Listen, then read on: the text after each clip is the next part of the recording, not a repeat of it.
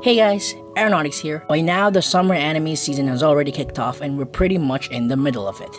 There are a lot of great shows this season, ranging from fun, to deep, to downright just insane. And I'm here to tell you guys about the shows that have risen above the rest of them this season. This is Case for the Best, Summer 2019 Anime Edition.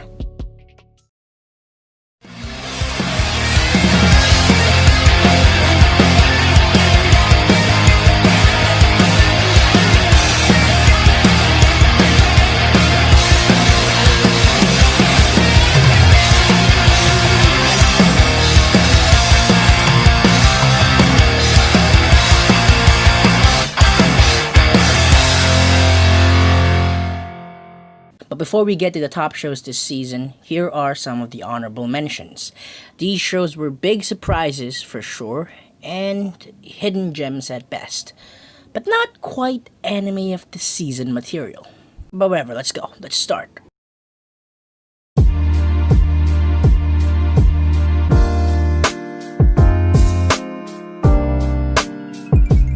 A naturally funny show that deals with pretty mature subject matters about sex and youths and stuff. It's a bit stereotypical at times and has tonal issues, but overall it's an anime that will definitely get you quite a bit of laughs. Do mind though the inconsistent and sudden shifts in tone, but other than that, yeah, you're good to go.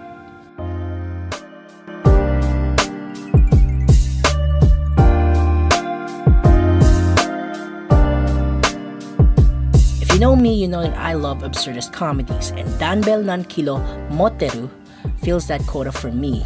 It's a show that is hilarious in all aspects of the word, but does sometimes come off a bit preachy. What I mean by this is it sometimes comes off too much like an infomercial about exercising than it is an anime.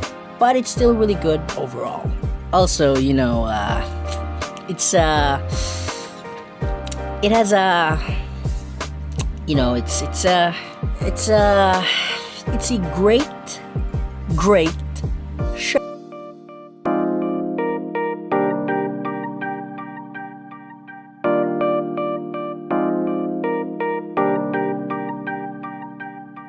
Season 1 was a delight, and so far, this season has pretty much just continued that.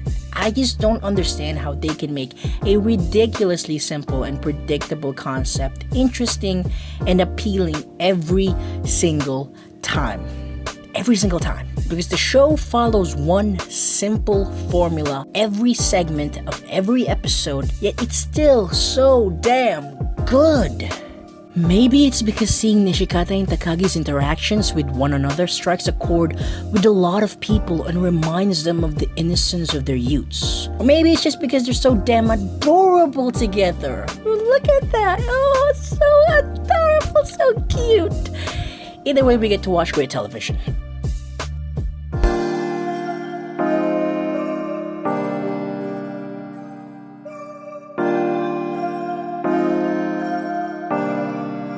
The continuation of the story about a guy that picks up girls in a dungeon.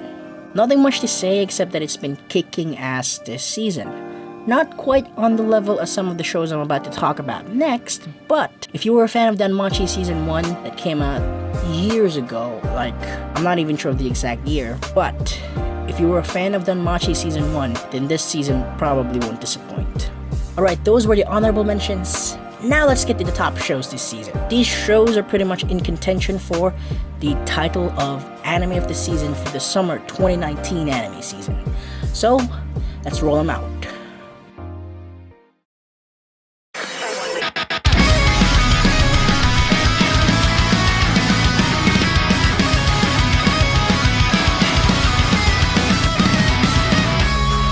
Right off the bat, well done David Productions for this adaptation. Among the 3 shows that I will be discussing in this video, I do think that Fire Force probably has the most impressive animation, and animation in regards to fight scenes largely due to the nature of the show. It's a shonen through and through, kind of in the same boat with Kimetsu no Yaiba last season. And you know where that led. Interesting concept that leaves a lot of room for fight scenes, and therefore a lot of room for David Productions to flex their ability to animate them. I mean, animating JoJo's for years definitely has its perks. It has a colorful cast of characters and a premise that does make you want to follow this world. However, the protagonist is a bit on the dull side. His main motivation does explore a lot of interesting possibilities in regards to the world building of this show, and his motivations are noble and emotionally resonant. He wants to be a hero in order to fulfill the promise he had with his deceased mother, the promise that he unfortunately couldn't fulfill due to his own lack of power, even if his whole life he was wrongfully accused of being the devil for this very reason. But personality-wise, he hasn't really shown qualities that make him stand out among the other protagonists of other shows this season. And to add to that point, I do feel that the rest of the cast, while likable, have pretty much just checked the list of common archetypes of characters within the genre. Yes, I understand that there are still a lot of room for growth in character development in the show, but if we're looking at it objectively, there are a few shows this season that with the same amount of episodes have already set itself apart from the rest in terms of establishing characters and their personalities. But, and this is the big but here, the big but, animation is a large part of anime. And don't ever listen to people that says so otherwise, because they dumb, alright? They're dumb. Don't listen to them. Yes. There are a lot of elements that go into making a great anime, not just animation. You also have to take into account the story, the characters, the plot, the world building, and most importantly, the themes. But if an anime has poor to bad animation, almost all of those things become trivial. Because anime is an art form that heavily relies on visual aesthetic. And in terms of animation, Fire Force is among the best this season has to offer.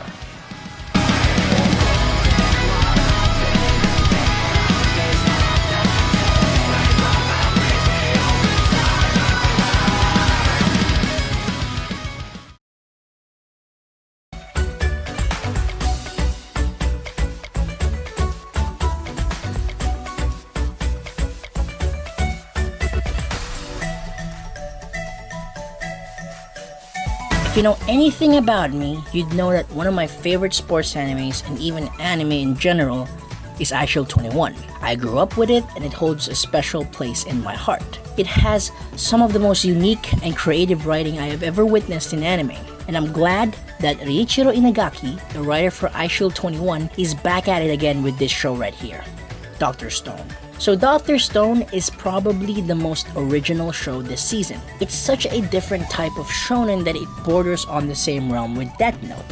And what I mean by this is that it's a type of shonen that doesn't rely on your typical conventional shonen tropes the same way that Death Note was. Dr. Stone relies mostly on its writing and its setting as the show's main appeal rather than on fights and battle sequences. In other words, it's not a battle shonen. And this is huge, okay? This is huge because we as viewers don't have to worry about the escalation problem. The main conflict of the show is more a battle of ideologies than it is an actual battle. The same way that Death Note's main conflict at its core is about two conflicting ideologies clashing with one another.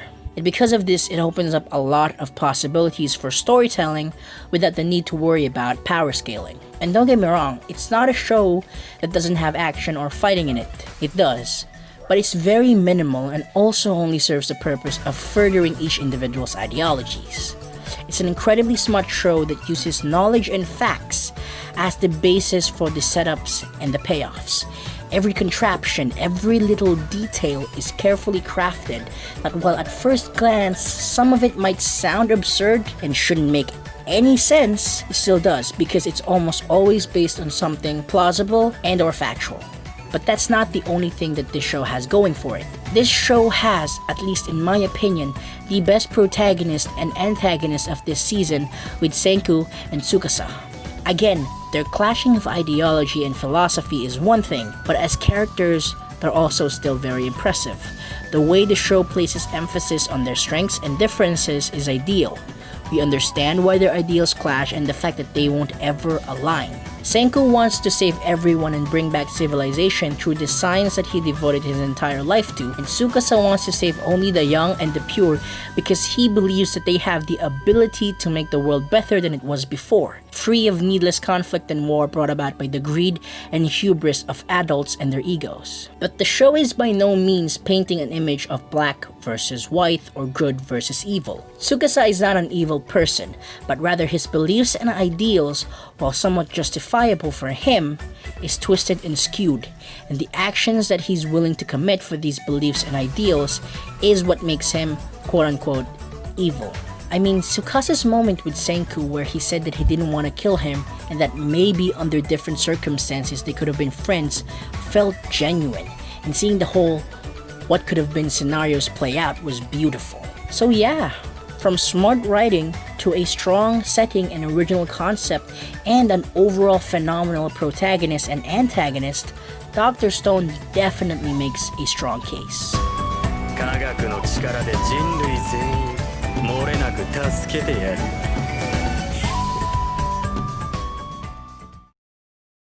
Do you have an anime protagonist, preferably under 18 years of age, fueled by anger and vengeance out to murder those who have wronged them?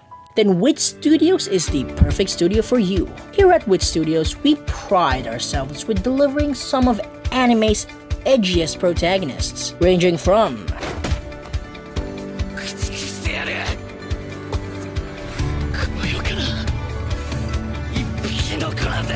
to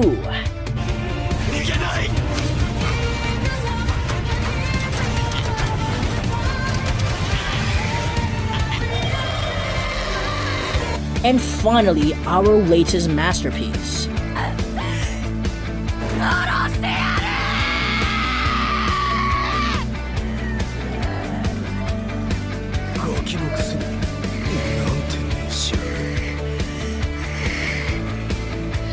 So what are you waiting for, folks? Wit Studios. If you've got edge, Wit will deal with you.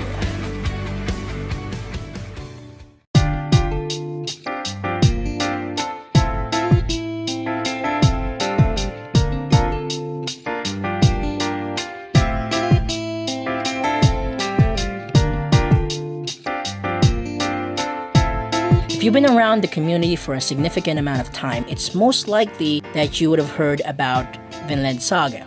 And I'm not just saying this because of the anime. Even before there was ever talks about a potential anime adaptation, Vinland Saga was already being widely regarded as one of the best mangas within the community, to the point where even I, who is not that into the genre by the way, was aware of it. I've heard pretty much only great things from the manga, and honestly, the anime has been spectacular so far. But Vinland Saga is not the type of show I'm used to. I don't really watch a lot of historical anime. It's just not my cup of tea. And when I first began the show, I was a bit dumbfounded at why so many people regarded this show at such a high standard. Sure, it had great visuals and an interesting premise, but the show wasn't anything special, especially the first 2 episodes. So it baffles me why it has such a high rating on my anime list. Was it because of the manga and its reputation, or was it because of something more? And you know what? Looking back, I just realized how ignorant I was. Right now, as of the making of this video, there have already been 6 episodes that have been released, and my opinions have completely changed since I first watched it. And the catalyst to that is episode 4, where things just started to fall into place like dominoes. I think the reason why it was kind of hard to point out the show's main appeal was because of the way the first few episodes handled its premise. It felt a bit cluttered when it introduced us to the world because of the many different things that it tried to set up. The Vinland Saga quest, Thor's family, the Joms Vikings, the slavery system, and the tyrant king of whatever land I forgot. And me not really knowing much about like history and shit like that, I was pretty lost. There was just a lot of things that were happening simultaneously that was kind of hard to get invested in the story. And even though we knew for the most part who was most likely going to be our main focus, it was still very messy and cluttered. But when episode 4 hit, it was everything. First of all, it revealed the type of battles that the show was most likely gonna have in the future, which excites me even more because Vinland Saga has fights that are well thought out, detailed, and relies heavily on strategies and in-fight scheming. Battles where it is more important to outthink your opponents than it is to overpower them with brute force. My favorite types of battles. And with Wit handling the animation of this show, it is able to combine that strategy-based fights with great animation and craft battles that are not only writing-wise impressive, but also visually stunning. And secondly, due to the events of the 4th episode, it became clear where the series was potentially gonna be heading. The focus was now established and the birth of the show's protagonist had begun, and now it was easier to realize the show's biggest appeal that was staring right into our faces. Or more accurately, my face. Because you know, I'm a dum-dum. It's a story-driven show. The pace is slow and the world is vast, and that's just what makes it special. Because it lives up to the title of the show. It's the saga of Thorfinn and his journey in this cruel world he was born in. It's simple, it's easy to follow, and most important of all, it's refreshing.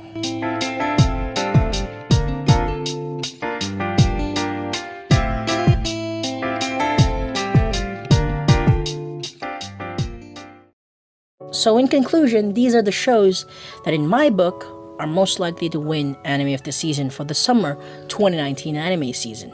At the end of the day, I guess, like all things, it's all up to your own preference. Do you prefer the more traditional, formulaic shonen that can provide for amazing animated highlights and moments? The show with an original premise and a strong protagonist and antagonist that redefines shonen battles? Or the show with a compelling story that doesn't fall into the traditional cliches and storytelling tropes of its past contemporaries that has an expansive world and limitless potential?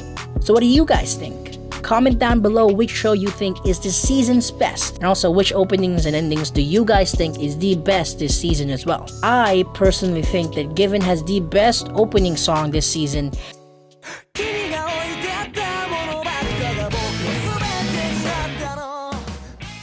but Vinland Saga has the best opening visually, though it does also have an amazing song.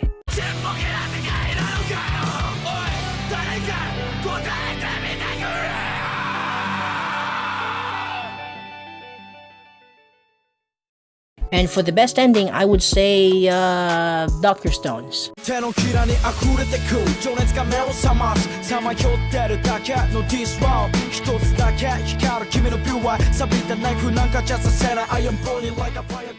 you made it this far, thank you for watching and I appreciate the support. If you enjoyed the video, please leave a like, share, and subscribe. And I'll see you guys in the next. AaroNoticz out. Peace.